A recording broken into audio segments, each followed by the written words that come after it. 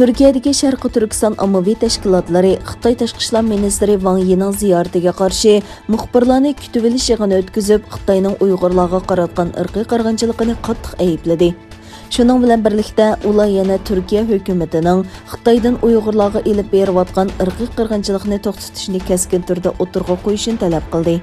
Xitay tashqi ishlar ministri yىنىڭ Turkiya ziyarati munosabati bilan 25 mart Anqarada xalqaro Sharqi Turkiston tashkilotlar birligining boshchiligi va har qaysi tashkilotlarning hamkorligida Sharqi Turkiston davomlashayotgan irqiy qirg'inchilik temasida axborot e'lon qilish yig'ini o'tkazildi.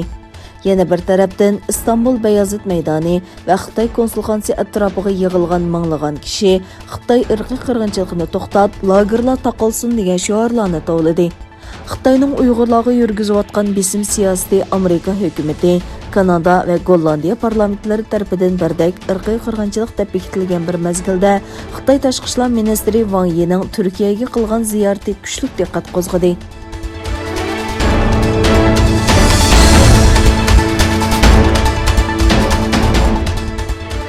Dünya bo'yicha toniladigan kiyim-kechak markalari Nike va H&M Uyg'urlarning paxta mahsulotlarini pishiqlab ishlash sohasida majburiy əmgakka selinayotganligi haqidagi xabarlardan andishlanganligini va majburiy əmgak asosidagi paxta mahsulotlarini ishlatmaydiganligini e'lon qilib, chet ellarda zo'r olqishga erishgan edi.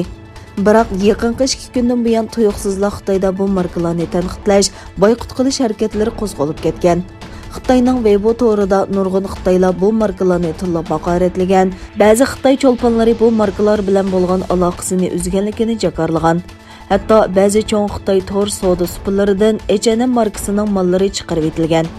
O'tgan yili dekabrda e'lon qilingan bir dokladda 100 minglagan Uyg'urning paxta etizlaridan majburiy əmgakka selinayotganligi oshkorlangan.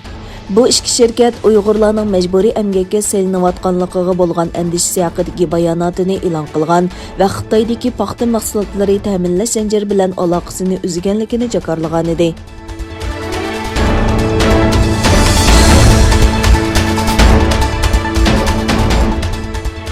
Türkiye tashqi ishlar ministri چاۋۇشوغلۇ bilan Xitoy tashqi ishlar ministri Yi boshchiligidagi ikki taraf vakillari o'tirsida uchrashish ilib berilayotganda Anqaradagi Xitoy elchixonasi oldida Turkiyadagi o'qituvchi partiyalarning parlament a'zolari norozilik namoyishi o'tkazdi.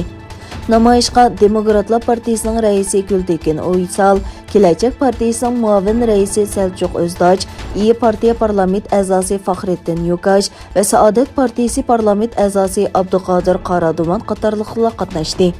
Yana bir tarafdan namoyishga qatnashishni planlagan Setim Turk apandining Xitoy virusi bilan yuqumlangan kishilar bilan uchrashgan degan bahona bilan uyga nazarband qilinganligi o'tirg'a chiqdi. Namoyishga telefon orqali bog'langan Setim Turk apandi o'zining sog'lom ekanligini, uydan chiqishiga qasdan yo'l qo'yilmaganligini, Anqaraga berish uchun tayyorlangan avtobuslarning to'xtatib qo'yilganligini bildirdi.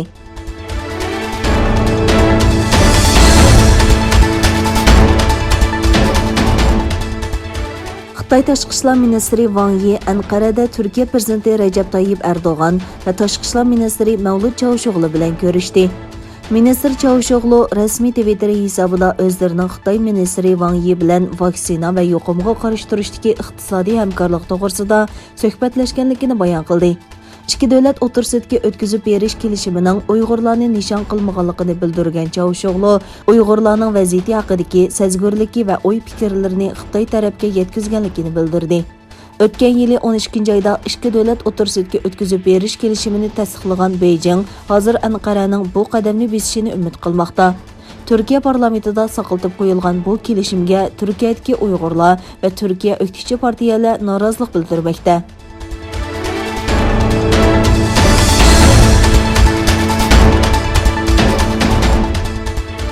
Amerika prezidenti Joe Biden tunji qatimliq muxbirlarni kutib olish yig'inida o'zlarining Afg'onistondan 5-oyning 1-kunigacha chekinishining qiyinligini bildirdi va Xitoyning dunyoviy hukmronlik o'rnatishiga yo'l qo'ymaydiganligini aytdi. Biden vazifasining 65-kuni Oqsaroyda tunji rasmiy axborot e'lon qilish yig'ini ochdi. Biden Xitoyga qaratgan tashqi siyosatiga baho berib mundaq dedi: "Biz Xitoy bilan keskin qarshi olishni emas, balki raqobatni kutamiz" dedi. Soğuq oxirlashgan Alyaskan suhbatidan keyin Biden o'zining Xitoy bilan to'qinish izlamaydiganligini, ammo Xitoy prezidenti Xi Jinpingning savdoga munosabatli xalqaro qoidaga rioya qilishi masalasida chang turadiganligini ta'kidladi. Bayden mundaq dedi: "Men onunğa bir neçə qatam aytdım. Gerçi biz keskin, ammo keskin raqobatning bo'ladiganligini bilsakmi, biz to'qinishni izlamaymiz. Ammo biz Xitoyning xalqaro qoida, adil savdo va adil raqobat bo'yicha raqobatlashishda ching turamiz."